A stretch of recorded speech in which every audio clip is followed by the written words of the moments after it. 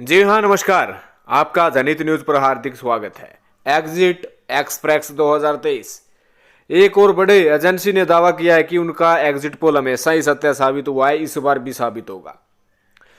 इन्होंने कहा है कि कांग्रेस को 151 तो बीजेपी को 69 और अन्य को 10 सीट आ रही है।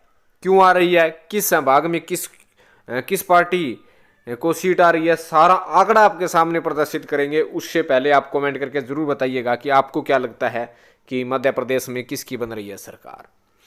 आपको पता है कि काफी एजेंसीज ने अपना सर्वे प्रस्तुत कर दिया है, जिसमें कई एजेंसीज का कहना है कि मध्य प्रदेश में कांग्रेस और बीजेपी के बीच में कड़ी टक्कर है। कई एजेंसीज ने माना है कि बीजेपी सरकार आ रही है, कईयों ने माना कि कांग्रेस आ रही है। लेकिन खास बात इस एजेंसी की बात कर रहे हैं। इन्होंने बताया है कि एक्सप्रेस मीडिया सर्विस यानी ईएमएस ने हमेशा ही जो एग्जिट पोल दिया है मध्य प्रदेश का, वो सत्य साबित हुए हैं। इन्होंने अब की बार बताया कि 2023 में जो 77.15% मतदान हुआ है, वोट प्रतिशत की माने तो कांग्रेस को 42.90% वोट आने वाले हैं सीट के लिहाज से, 151 सीट, और भाजपा को 38.30% वोट मिलने वाले हैं सीट के लिहाज से, 69। अन्य को 10 सीट मिल रही है, 4.60% वोट मिल रहा है। इन्होंने कहा है कि हम 1990, 1993, 1998, 2003, 2008, 2013, 2018 को भी हमने अपना एग्जिट पोल जारी किया था, जो कि वास्तविक परिणाम में तब्दील हुआ है। तो ये आप अंदाजा लगा सकते हैं कि इनका दावा कितना मजबूत होगा। ये देखिएगा, इन्होंने बताया कि चंबल की सीटों की बात करें तो चंबल की सीटों पर कांग्रेस को 11 और भाजपा को 2 मिलते हुए दिखाया है। ग्वालियर की टोटल 21 सीट है, 21 में से 14 पर कांग्रेस, 7 पर बीजेपी को आते हुए दिखाया है। सागर की 26 सीटों में से 13 पर कांग्रेस, 13 पर भाजपा। रीवा की 22 सीटों में से 11 पर कांग्रेस, 11 पर भाजपा को मिलते हुए दिखाया है। शहडोल की 10 सीटों में से 7 पर कांग्रेस, 3 पर भाजपा।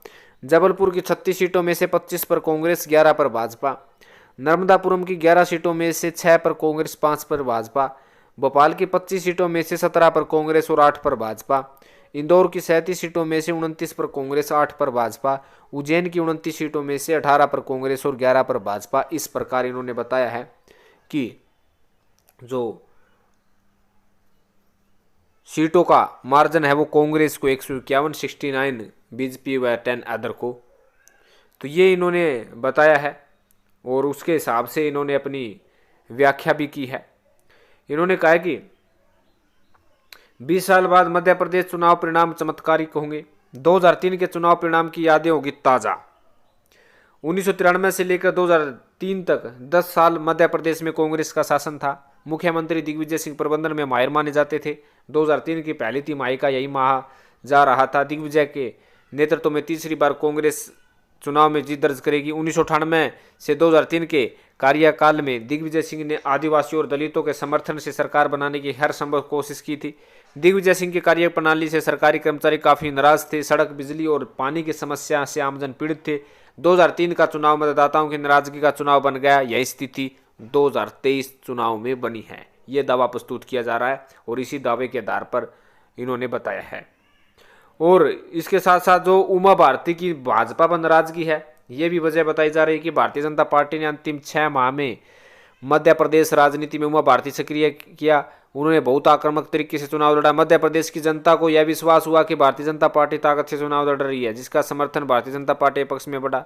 2003 के चुनाव में भारतीय जनता पार्टी को आशा के विपरीत चमत्कारिक ढंग से 230 में से 173 सीटों पर विजय प्राप्त हुई। यह जनता की दिग्विजय के शासनकाल की नाराजगी चुनाव परिणाम था, जिसे उमा भारती ने अपनी लोकप्रियता से जोड़ दिया। इसके कारण उन्हें कुछ महीने ही मुख्यमंत्री पद पर रहने का सौभाग्य हासिल हुआ। इसके बाद से आज तक वह अपनी राजनीतिक लड़ाई लड़ रही है, लेकिन उन्हें कोई ऐसा स्थान नहीं मिला है जिसके बारे में वह सोचती है।